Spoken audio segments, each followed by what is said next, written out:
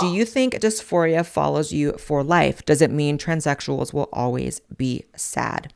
Well, I think that the biggest mistake in the trans conversation is this one size fits all thing in the first place. The idea that being trans means you will or will not always suffer from something or have something or feel a certain way is just, it doesn't work. We're all human beings and everyone has different experiences. But for me personally, I have about a 96.5% reduction in it. And it's never scaled worse than that, like, I don't know, 3.5% now, which is probably more than what you could hope for if your goal is to alleviate that through transition. So I'm very happy about that, but I know that's not the case for everybody. And I know that like dysphoria is a complicated thing that not only trans people have, like victims of child molestation have it. Regular men and women who are gay have varying levels of it. So I don't know. I think it's different for every single person. I don't know. I feel like there's this forced narrative when you're trans. You have to either talk about how it was the best thing that ever happened to you or it was the worst thing that ever happened to you and you regret it and you want to dismantle everything. And it's like, I'm a human being, like Nicki Minaj said, and I have nuanced experiences. I don't know. It's such a difficult thing to track anyways. Like, what's the metric for how much it still affects you after transition? I think it's clearly different for different people. And I think that's indicative in the detransition rates. I think that's indicative in the fact that there are a lot of trans people that transition and then end up taking their own lives.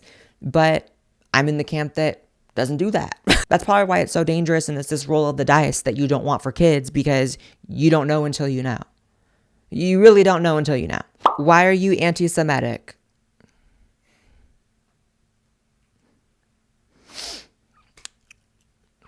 Why am I anti-Semitic? Okay, so today's podcast is sponsored by Hypnosio. It's a self-hypnotherapy app that is genuinely not like anything else in the weight loss space. And I know everyone always says, this is different, this is different. This one genuinely is. Hypnosio doesn't just throw another diet at you or shame you into working out because that never works. It goes deep and works with your literal subconscious to achieve the goals that you want. It helps you rewire the emotional patterns that lead to stress eating, binge eating, overeating, and just overall self-sabotaging your goals. It uses guided hypnotherapy sessions available on any device or through their app. It'll target things like emotional eating, portion control, anxiety eating, and even the literal guilt and stress that makes you feel stuck and is such a roadblock for so many people. It's science-backed, clinically supported, and honestly, it's way more affordable than seeing an actual hypnotherapist in person. So here's what makes it so cool. It helps rewire your automatic food responses, lowers your stress and cortisol levels so that your body isn't fighting the progress. It teaches mindful eating and real hunger cues. And it supports long-term weight loss. 94% of its users kept the weight off better than control groups. And especially if you're someone who's busy, always traveling, or just doesn't want to have to micromanage your calories, this is so perfect for you. And plans start as low as $11 a month, which is insane since it's literally reshaping your brain's relationship with food. So if you're ready to stop fighting yourself and finally feel in control, head to hypnosio.com or download the app from the Google Play or App Store. Try it today. Thank you so much to Hypnosio for sponsoring this video. And now on to the rest of the video. Since we're playing that game where we just start off on your premise, why are you retarded? It is interesting to me how suddenly I'm being called this word. And I think it's partly because I have spoken out about the Epstein thing, because there is a really, really bizarre attack on Republicans from within the Republican Party, Jewish Republicans and people who are protecting Israel, people who are both paid by Israel and people who have a loyalty to Israel, which you're allowed to have a loyalty in your heart and mind to whoever you want. But it's also very coincidental that everyone is calling the Epstein stuff from that camp some sort of anti-Semitic conspiracy theory too. So I think that's partly where I get it. I also don't really enjoy the fact that I pay taxes for the atrocities happening in Gaza and elsewhere due to Israel. I think that a good ally, should behave a bit differently. So far what I'm listing is things having to do with my country and my government and their government. And so what part of that adds to I suddenly hate people who practice Judaism now is kind of like, are you okay? Are you actually okay? Because we're allowed to criticize any government. And guess what? Even if I wanted to criticize Judaism as a religion, I could do that. I do that about Islam all the time. Everyone does that about Christianity all the time. I've met so many, wonderful Jewish people in my life. I've had close friends that are Jewish. I grew up with, family friends that were Jewish in my immediate family. And so I know that while that group of people is on high guard about anti-Semitism and hatred towards them, because there is history that they take into account here, I don't appreciate how easily and how quickly that word is flung around, because I feel like it's a self-fulfilling prophecy. I feel like it's witchcraft. And I'm not saying that because they're Jewish. I'm saying because that is how witches view witchcraft, is speaking something. And so it becomes the truth. It becomes reality. So you're calling everybody anti-Semitic, and you see how it becomes a self-fulfilling prophecy. Just like trans people, years before anybody ever had any real resentment towards them, was calling everybody transphobic. And now look. So I believe you create what you speak. Doesn't mean I believe in witchcraft. I believe that witches probably know how to tune into just real laws of the universe, which is you speak something and it really does start to take form and start to happen, right? So stop doing that, because it clearly is doing the opposite of what you want it to do.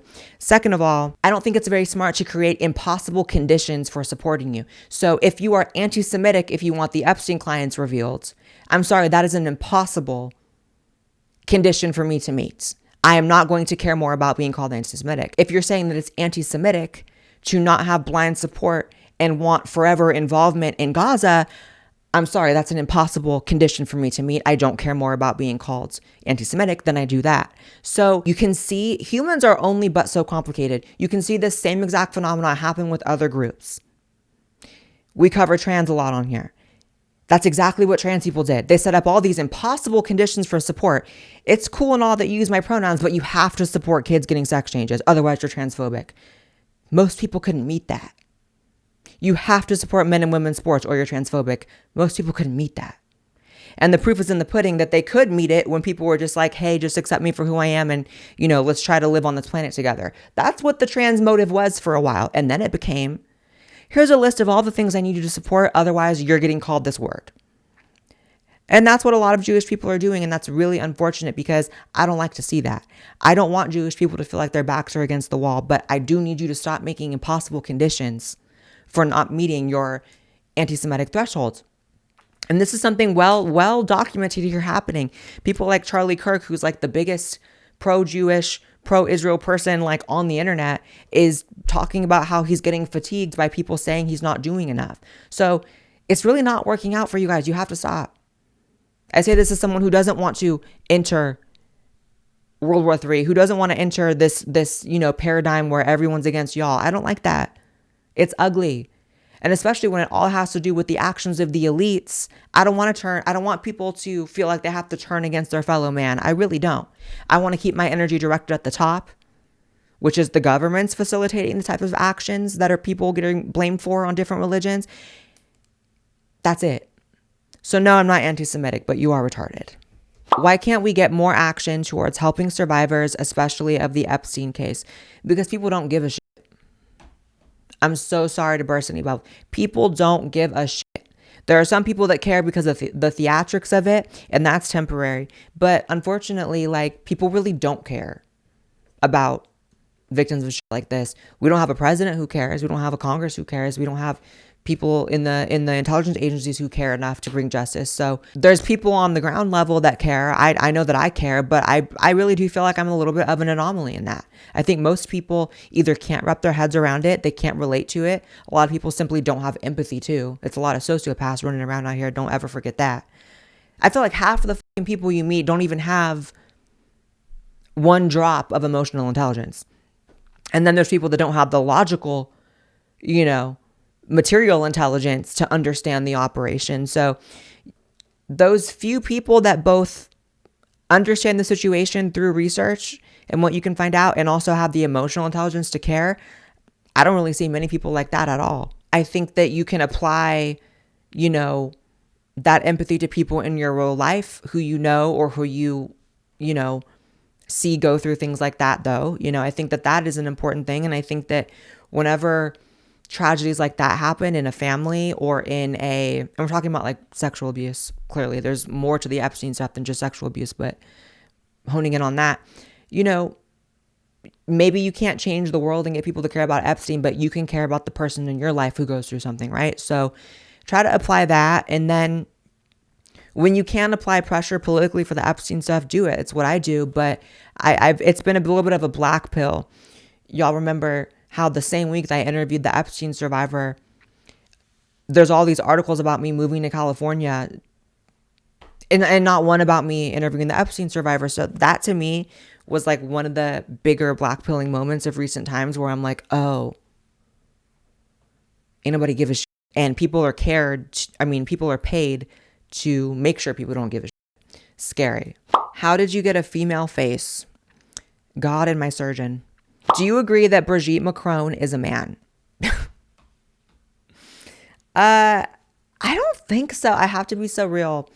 Like, I watched, I would say pretty much all of the videos Candace did on that. Sorry, I'm tying my sweatpants right now. And I didn't actually walk away with much concrete evidence in my mind that she was in fact born a man.